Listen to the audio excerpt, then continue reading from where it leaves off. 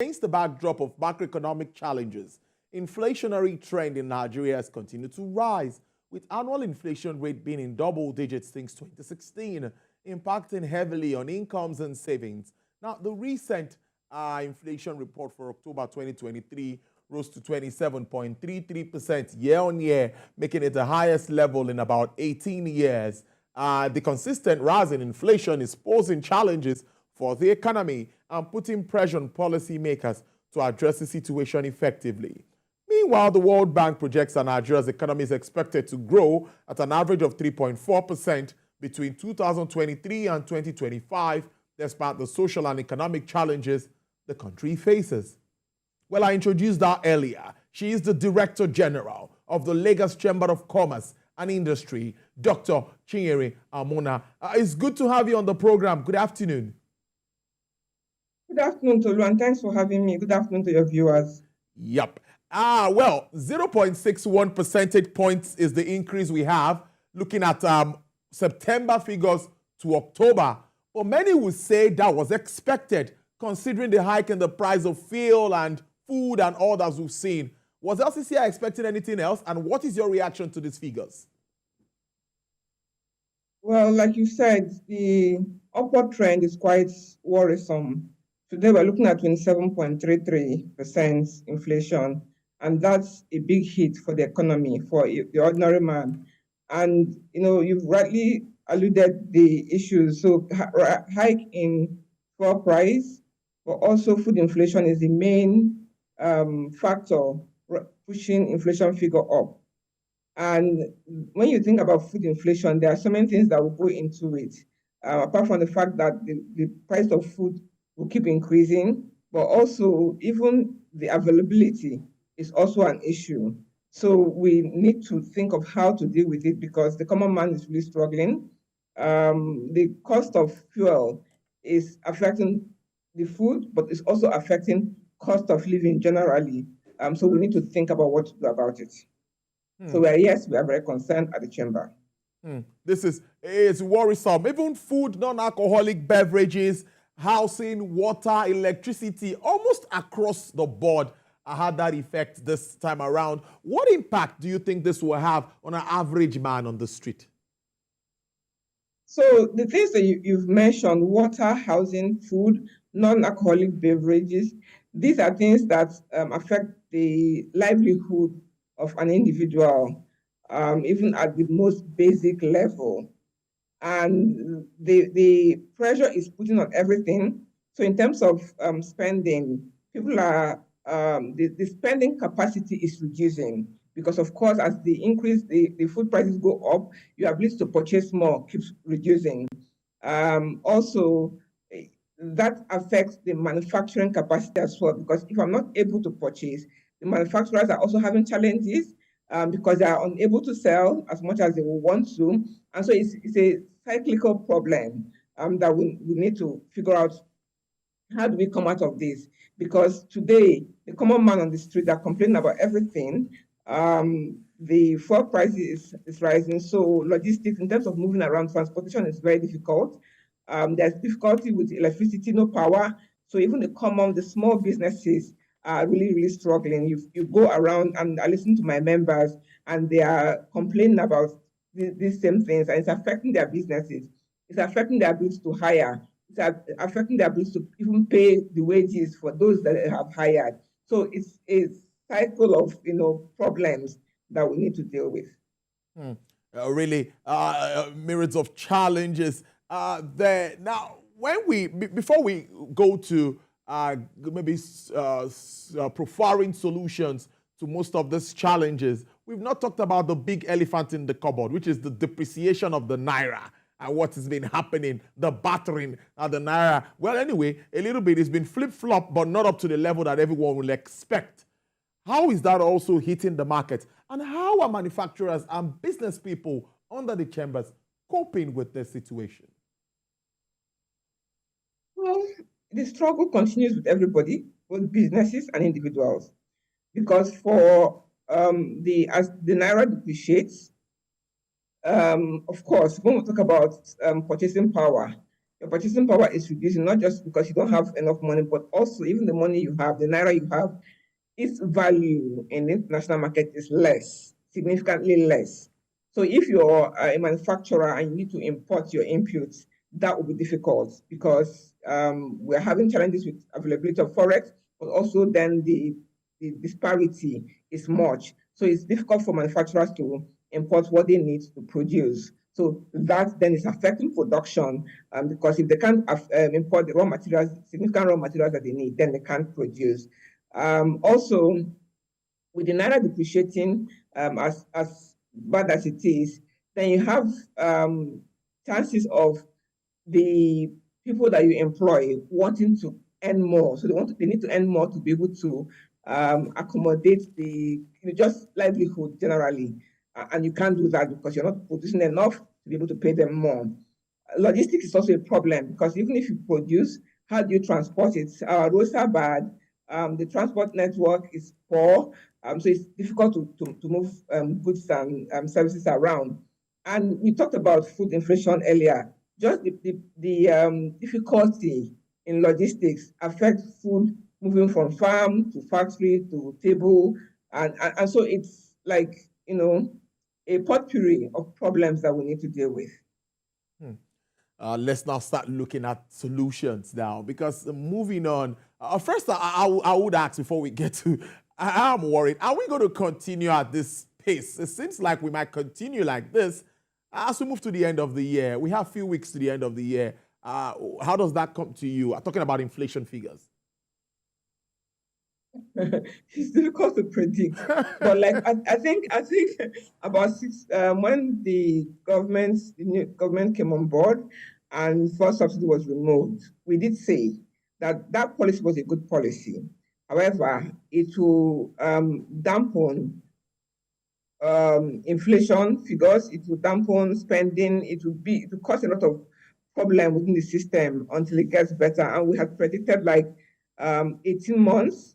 12 to 18 months for us for that to be an uptick, because this the challenges that we are facing today didn't start overnight. So it's been like years of depreciation, years of all of these issues, challenges in the system, and so just having a policy change will also then take time for things to begin to reverse and then get better. So it's quite difficult for me to predict what it will be like. But I believe that as we go into next year, hopefully that things will begin to take shape. For instance, CBN, I was at the forum and a CBN representative was talking about what effort they're making to deal with the backlog, the FS backlog. Now, if they're able to do that and we can manage to increase or enhance our productive capacity, that means the pressure on the dollar will reduce. And so there will be a slight strengthening of the naira. So we need to continue to do the right things. We need to continue to enhance or encourage production. We need to continue to have policies that will improve the ease of doing business so that businesses can begin to flourish and employ more people, and then there'll be an uptick within the economy. Great stuff. Now, part of the recommendations I see in the press release put together, of course, signed by you, DG, is that federal government must also focus on boosting FDIs and attract, of course, confidence and attracting FDIs. Tell us how you see this impacting our economy positively. Okay, in your last interview, I heard you asking about how forex is affecting the foreign foreign investors. Yes. So if we can increase or enhance their confidence in the system, that will have policies that will work well, then the chances are that they will want to bring in their forex, their dollar, to invest in Nigeria. And once that happens, we are able to have supply for all the other things that we want to do. Because the challenge with what manufacturers are saying is they can't find, they don't have forex, is because we don't have enough supply. There's liquidity problem in terms of forex. So we don't have the supply to be able to deploy to import raw materials for manufacturing capacity. So if we manage to improve the way they see us and enhance the confidence level then they're going to come in. They're going to come in with Forex, and it's going to help us. It's going to help us reduce the pressure that we're facing today. One of the ways they can do that, and one thing that has been on our lips for a long time, is the security challenges. We need to deal with the security challenges. And once we're able to do some of those things, and also demonstrate that the policies are not going to change arbitrarily. So if we have a policy, the policy stays, and we can have confidence. They won't have quick changes that nobody is anticipating. Then investors will be confident, investors will be comfortable, investors will be assured that they can do business in Nigeria, and then they will come in. Very interesting. You beat me to it. I wanted to ask you that what are the factors affecting or fueling food inflation? And of course, one topping that chart, of course, is insecurity. And of course, issues around movement of produce from the rural to urban areas, which government must clearly look at. It's important. But before I let you go, DG, a lot of work is being done. I think I see on the fiscal side to attract investment, also on the monetary side to stabilize the currency, to make sure that we have seamless flow. Of course, we don't have enough FX, we know that, but at least trying to make all of this work. What do you think about that handshake between both sides to make us achieve inclusive growth at the end of the day? I'm talking about the fiscal and the monetary side. That handshake is very important, because we see historically there hasn't been proper alignment between the fiscal policies and the monetary policy. So that's why some of these challenges that we're having today we're seeing. And once we are able to achieve that with the new CBN management, that is helpful. They have come up with new ideas and innovative ways to ensure that handshake happens.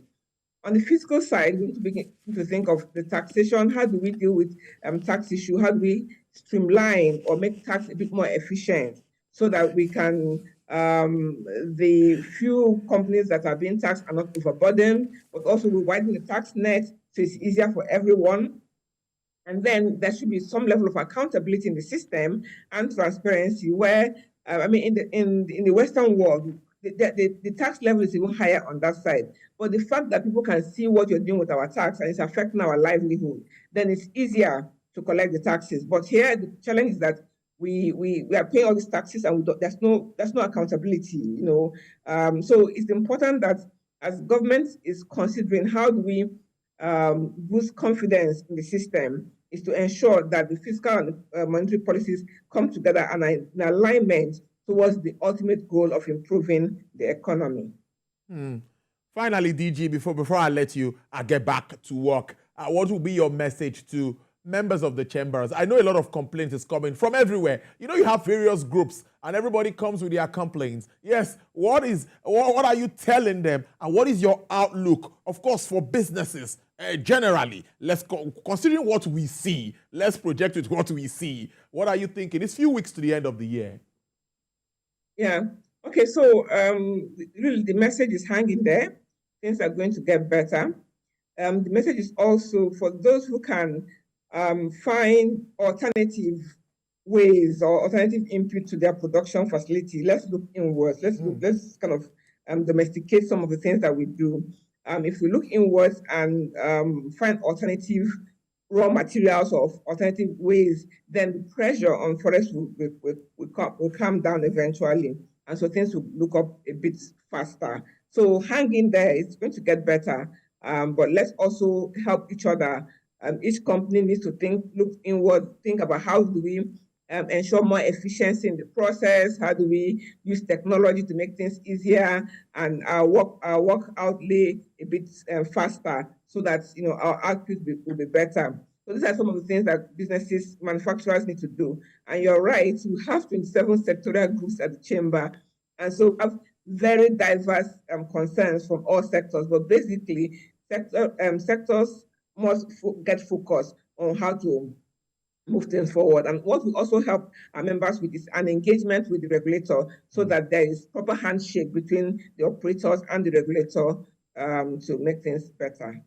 Indeed, a lot of handshakes. We need to just have all of these handshakes so that we can get going. DG, I must thank you so much. Backward integration, yes, I'm holding on to that. It is really the way to go. I must thank you so much, Director General, Lagos Chamber of Commerce and Industry, Dr. Chinri Amuna, for joining us to start the week on Business Nigeria. We appreciate this. Have a great one.